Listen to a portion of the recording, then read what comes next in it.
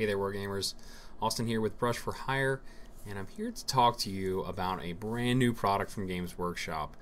And I'm going to preface this entire one-sided conversation, I think it's called a monologue, with the fact that I'm not trying to be yet another person bashing Games Workshop.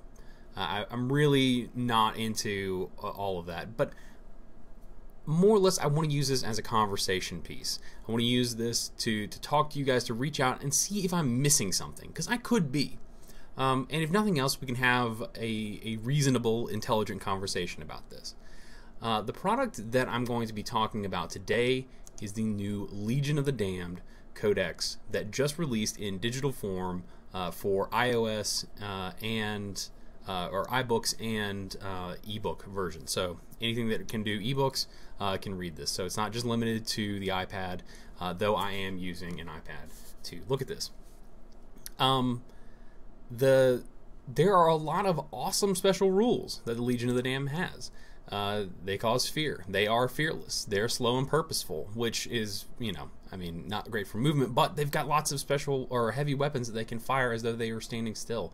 The Deep Strike, I believe they have some either ability or an upgrade they can take that'll allow them to Deep Strike turn 1, which is great.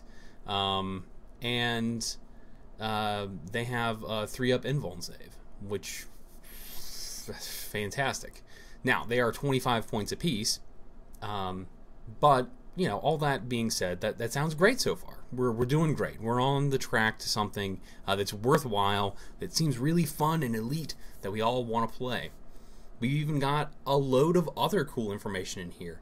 We've got some stuff for Apocalypse. We've got some formations there for that. We've got some fluff. We've got some special scenarios for them to play. All kinds of normal stuff that you'd find in a Codex. The thing that just blows my mind here is that for some reason, and maybe it's just because it's the only kit that they have available, and for some reason Games Workshop refuses to write rules for things that they don't have a model for yet. And maybe any number of things that I'm about to say could be wrong. So please feel free to call me out on it. I'm not an expert on this. I just picked this Codex up to take a look and see what was going on. I believe there were in previous versions.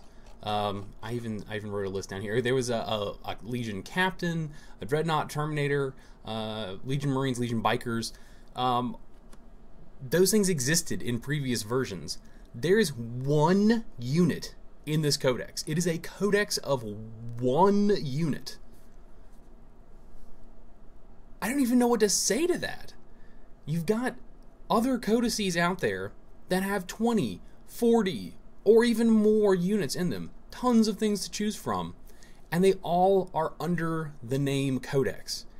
This is not a supplement. It says flatly that this is a Codex. It says right here at the top, it is a Codex. It is not a supplement. It is a Codex.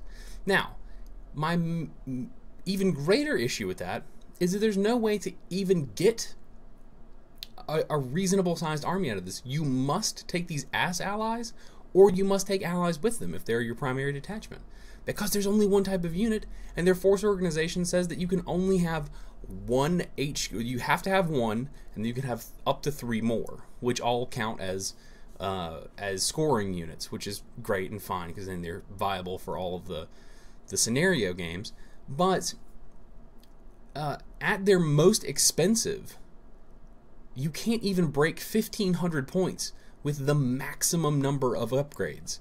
I went through and I looked, and 1,500 points is, I think, is like 1,450 something, is about the max that you can get, which means you can't even get to the second detachment of them.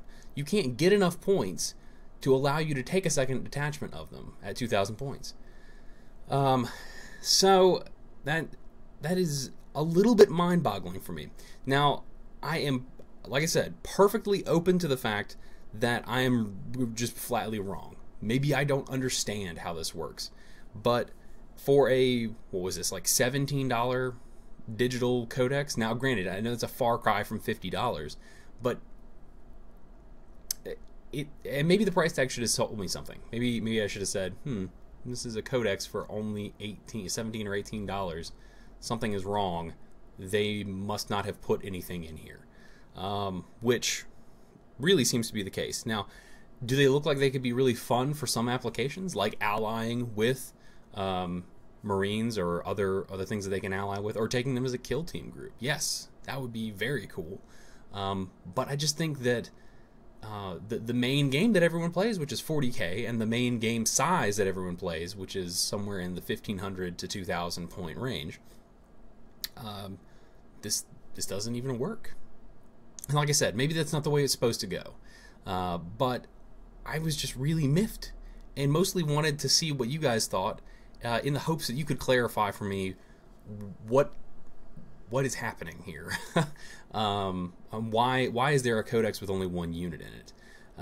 So, despite my preface, I'm sure this seems very much like I'm just complaining about Games Workshop. I think that there's a lot of effort that went into this, but I think that it's lacking in the variety that makes 40K very interesting, which is about the nicest way I think I can put it.